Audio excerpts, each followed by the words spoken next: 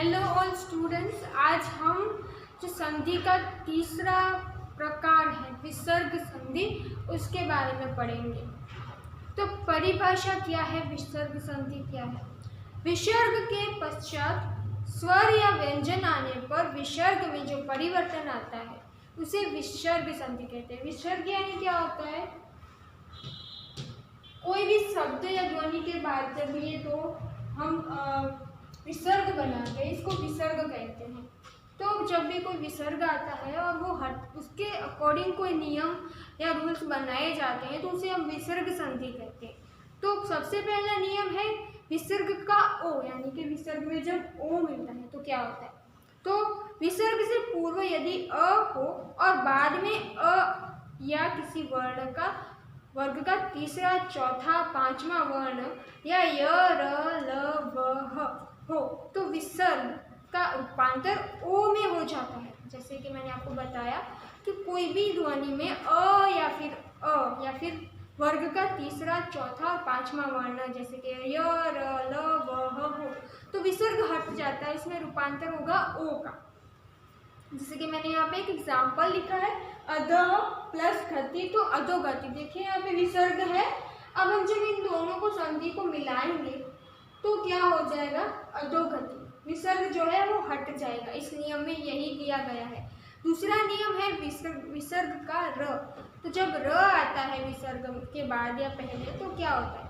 विसर्ग से पहले अ या आ से र कब बनता है विसर्ग में? तो विसर्ग से पहले अ या अ से भिन्न कोई स्वर हो और बाद में कोई स्वर किसी वर्ग का तीसरा, चौथा, पांचवा अक्षर या र, ल, व में कोई वर्ण हो तो विसर्ग का र हो जाएगा। जैसे कि मैंने यहाँ पे एक एग्जाम्पल लिखा है, नि प्लस धन, तो निर्धन। विसर्ग हट गया और निर्धन हो गया, यानी कि उसका र हो गया।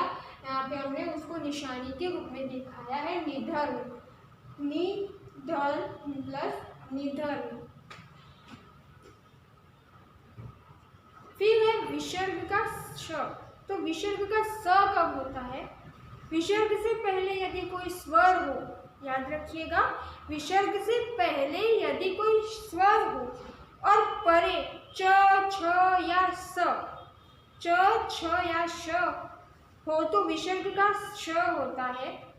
जैसे कि मैंने यहाँ पे एग्जाम्पल लिखा है, नि प्लस चल, तो निश्चल, ये श हो जाएगा विसर्ग का। आगे है विसर्ग का स। तो विसर्ग का स कैसे होगा?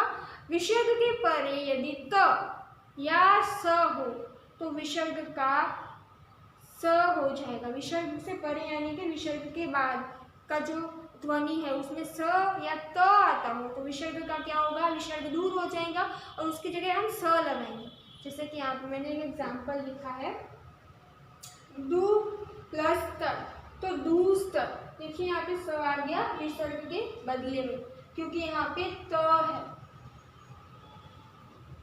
अब आगे है विसर्ग का श। यदि विसर्ग से पूर्व ई या उ हो और विसर्ग से परे, विसर्ग से पूर्व यानी पहले ई या उ हो स्वर और विसर्ग के परे क, ख, ट, ठ, प, फ, क, ख, ट, ठ, प, फ में से कोई वर्ण हो तो विसर्ग का स हो जाएगा। जैसे कि मैंने यहाँ पे एग्जाम्पल लिखा है। ओके, मैं आपको एग्जाम्पल बता रही हूँ कि क्या होगा। दू प्लस कर, तो दुष्कर।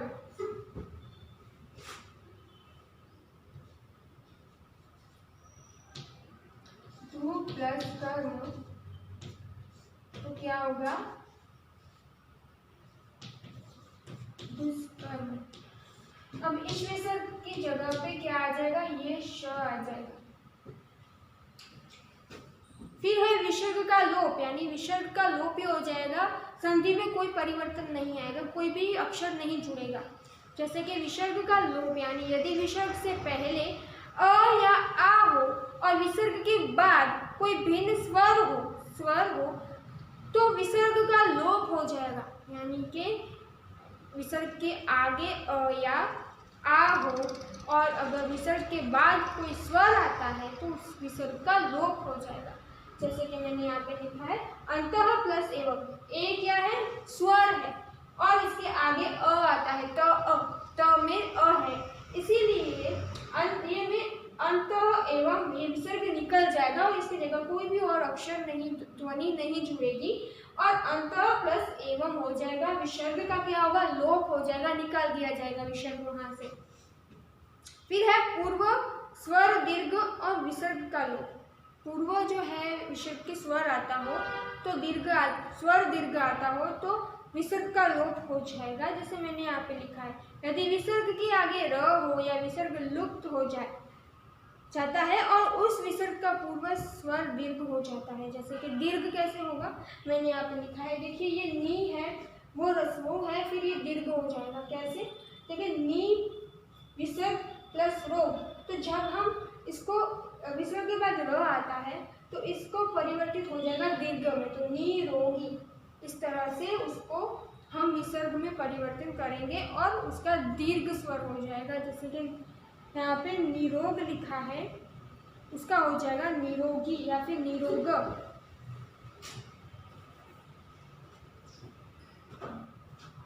फिर है विसर्ग से पहले अ हो और विसर्ग से परे क या प हो तो विसर्ग में परिवर्तन नहीं होता।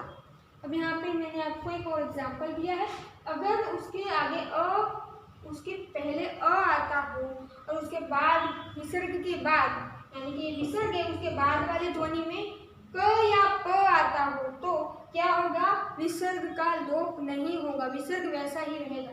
जैसे कि अंतः